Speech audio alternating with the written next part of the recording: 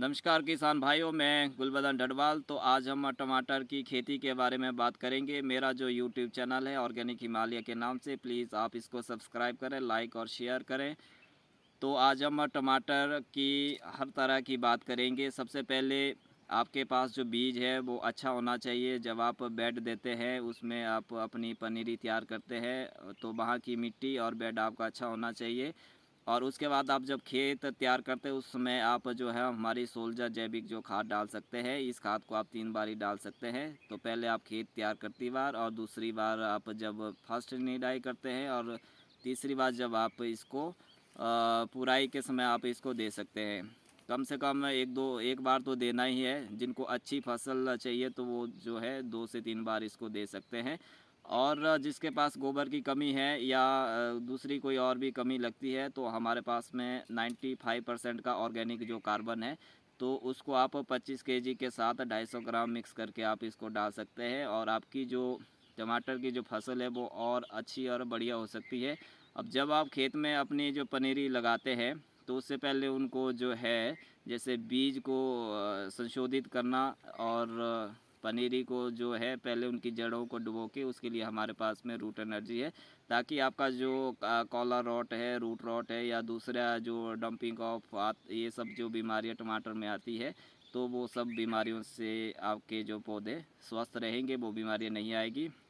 तो इस तरह आपको जो है ये खाद डालनी है।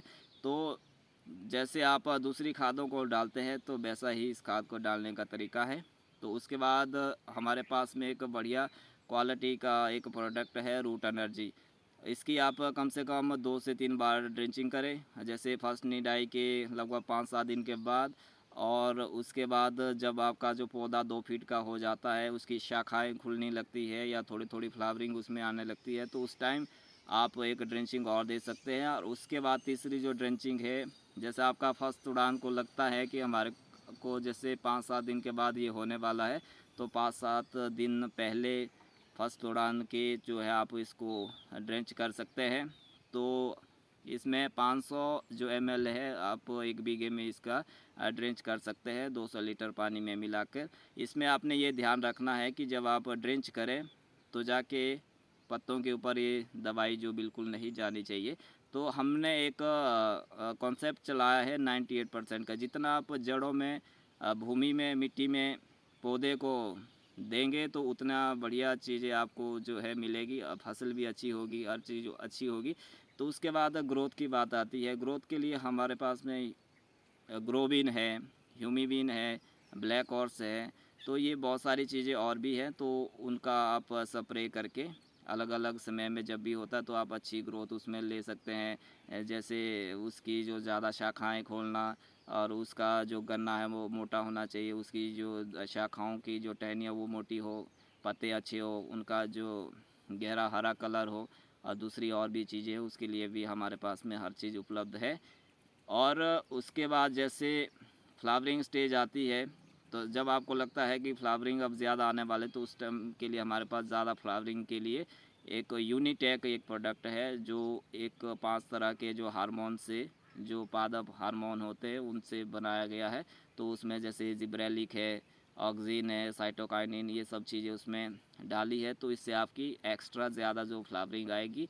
तो उसके लगभग उसके बाद जब आपकी फ्लावरिंग प्रॉपर आ जाती है, तो उसके बाद हमारे पास स्प्रे का जो प्रोडक्ट है यूनिटेक, उससे आपके फूल भी नहीं झड़ेंगे, और सब जो सेटिंग है अच्छी हो जाएगी। उसके बाद जब छोटा जैसा टमाटर हो जाता है, तो फिर वो भी ड्रॉप होने लगता है, मतलब ड्रॉपिंग भी रुक जाएगी।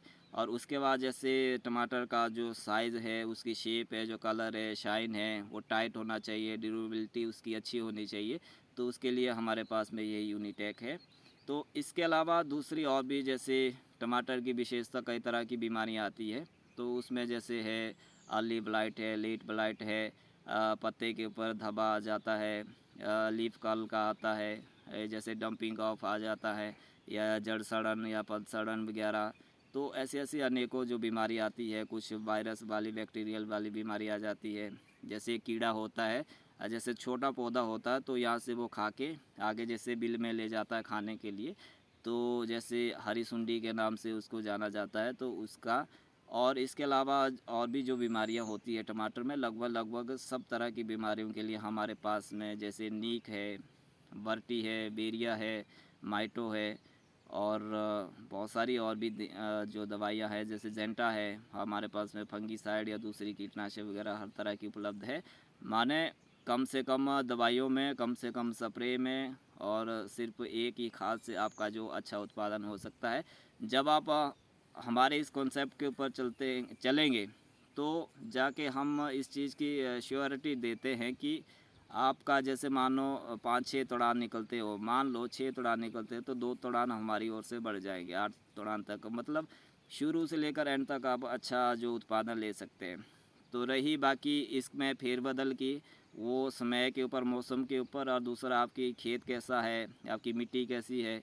जैसे मिट्टी जांच भी हम करते हैं, उसमें हम देखेंगे कि कितनी खाद लगनी है, कितना ड्रेंच करना है, किस तरह की क्या चीज़ें होनी है। तो इसमें एक जनरली वीडियो है। तो इसके अलावा इसमें बहुत सारा जो बदलाव या फेरबदल या कम ज़्यादा डोजेज वगैरह सब चीज़ें हो जाती है। तो फार्मरों से मेरा यही विनम्र आग्रह है कि आप हमारे से जुड़े, जो भी टमाटर की खेती कर रहे हैं।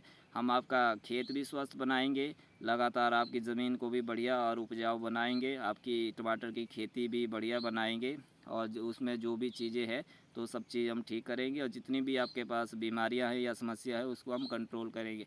मेन बीमारियों की जड़ जो है वो केमिकल की खादें या स्प्रे होती है। अगर आप इनको कम करेंगे तो जाके आपकी बीमारियां भी कम हो जाएगी, समस्या भी कम हो जाएगी, हर चीज़ आपका बढ़िया होने वाला है। इसलिए मेरा सभी से फिर से आग्रह है कि आप जो है ऑर्गेनिक टमाटर की खेती करें, तो आपको भरपूर लाभ मिलेगा, भरपूर फ़ायदा मिलेगा। ओम नमस्कार।